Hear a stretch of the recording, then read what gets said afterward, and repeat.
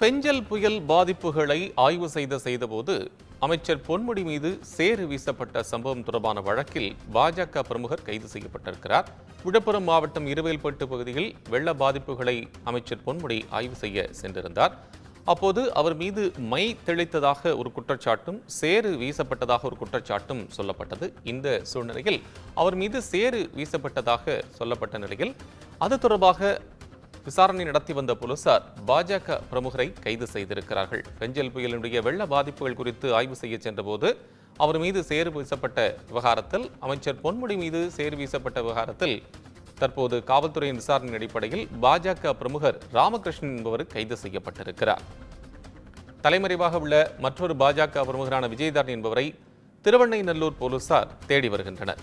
இந்த சூழ்நிலையில் பாஜக பிரமுகர் அமைச்சர் மீது சேறு வீசியதாக கைது செய்யப்பட்டிருக்கக்கூடிய வழக்கில் ஒரு பெரும் பரபரப்பு ஏற்பட்டிருக்கிறது அந்த பகுதியில். இது தொடர்பாக காவல்துறை விசாரணை நடத்தி வரக்கூடிய சூழ்நிலையில் மற்றொரு பாஜக பிரமுகரான விஜயதாரணி என்பவரை தேடி வருகின்றதாக காவல்துறை தரப்பில் சொல்லப்பட்டிருக்கிறது.